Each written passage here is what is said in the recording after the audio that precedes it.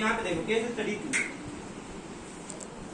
यहाँ पे natural fibre है, स्पेशली आपके कॉटन के बारे में, ठीक है। Cotton is a ground in the field, ठीक है।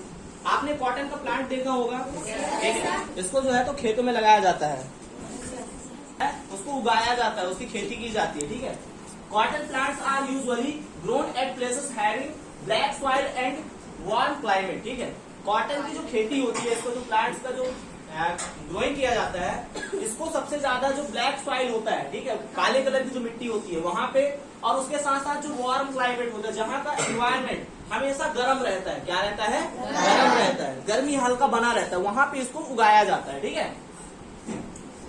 Plants cotton balls are about the size of a lemon, ठीक है। जो आपका कॉटन का जो बॉल होता है, ठीक है, कॉटन बॉल्स जिसमें कॉटन अंदर पैक होता है, आपने देखा होगा, जिसमें कॉटन आपको व्हाइट व्हाइट कलर निकलता है ना, हाँ, तो जो कॉटन का जो फ्रूट होता है उसी को हम कॉटन बॉल कहते हैं, क्या कहते हैं, कॉटन बॉल। तो ये जो बॉल होता है ये लगभग आपके लेमन के साइज का होता है, जो आपका नींबू होता है ना उसके बराबर का हो सकता है, ठीक है।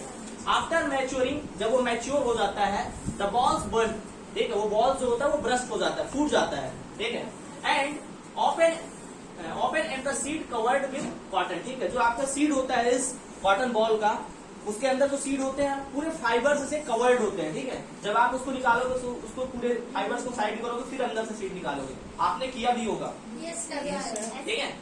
एंड कैन बी सीन, ठीक है, अ cotton field that is ready for picking look like a field covered with snow, ठीक है। जब आप इसको निकालने के लिए लेके जाओगे ना, तो जहां पे आप इसको पूरा मतलब इसकी खेती जहां पे होती है, जहां पे इसको प्लांटिंग किया जाता है या क्रॉपिंग किया जाता है, तो जब आप वहां पे जाके देखोगे, जब ये पूरा का सारा निकल के दिखेगा, तो एकदम लगेगा कि पूरा का पूरा यहाँ पे बर्फ की चादर ढकी हुई है, ऐसा दूर से दिखेगा। क्यों? क्योंकि पूरा का पूरा व्हाइट दिखता है, ठीक है ना, पूरा जो खेत है आपका व्हाइट दिखेगा, तो दूर से देखने में लगेगा नहीं, तो वहाँ पे पूरा बर्फ लगा हुआ है, बर्फ से ढका हुआ है, तो इसीलिए वो दिखता कैसा है, कवर्ड विद स्नो, ऐसे लगेगा कि बर्फ से ढका हुआ है। स्नो जो आपका होता है ना, स्नो होता है ना, बर्फबारी जिसको कहते हैं, तो उस टाइप से दिखेगा।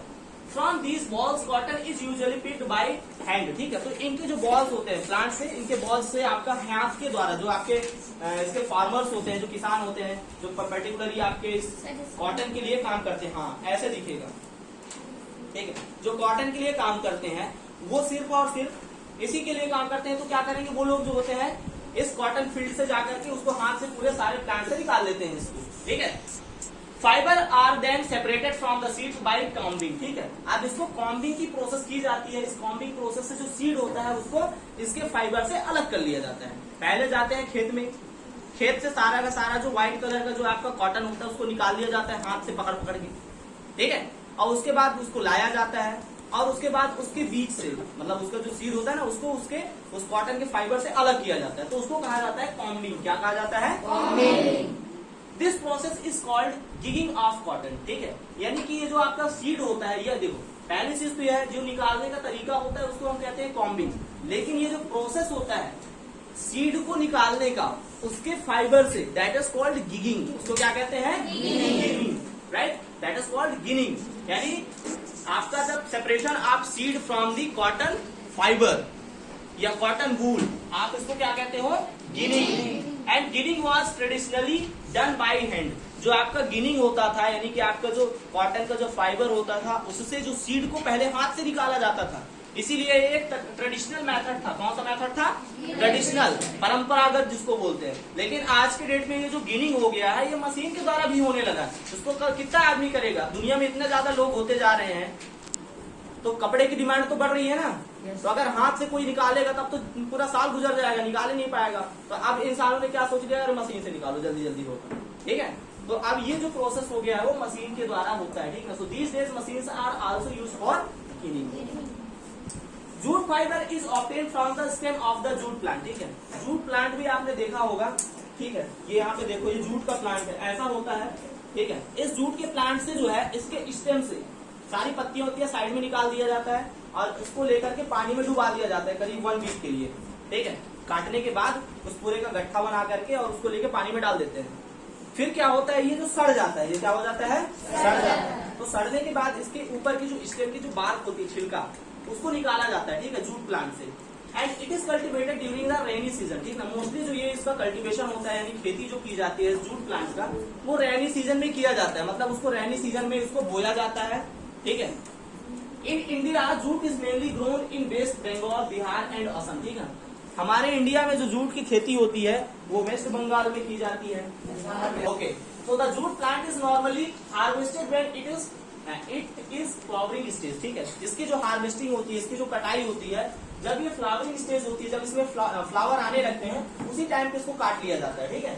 And the stem of the harvested plant are immerse in water, जैसे मैंने आपको बताया कि जो कटा हुआ जो प्लांट होता है उसको पानी में डुबा दिया जाता है फॉर फ्यू डेज, ठीक है। इमर्स का मतलब होता है उसमें पूरी तरह से डुबा देना, ठीक है।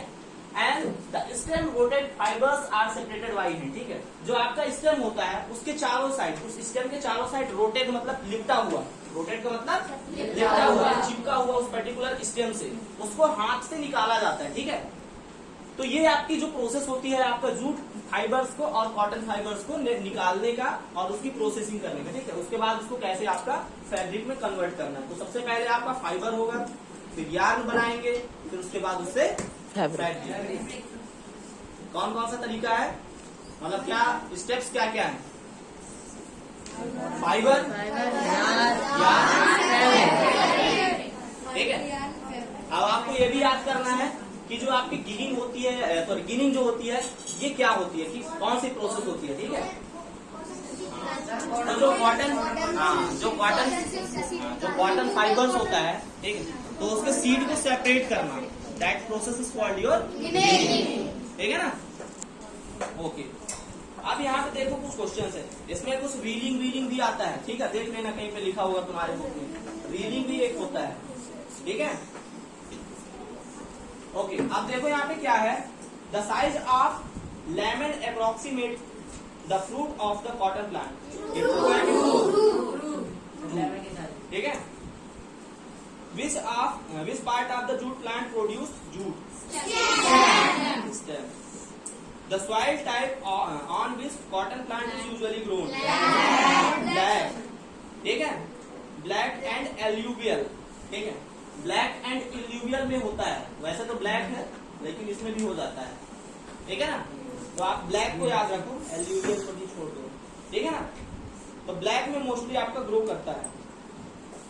फिर यहाँ पे थोड़ा सा एक्सप्लेन करना, जैसे गिनिंग दिया है, क्या होता है, briefly explain the ginning of cotton. कैसे होता है, cotton is usually picked by hands from the cotton field, fibres are then separated from the seed by combing and this process is called your ginning, ठीक है ना। Next question है यहाँ पे, when jute plant are usually cultivated in which states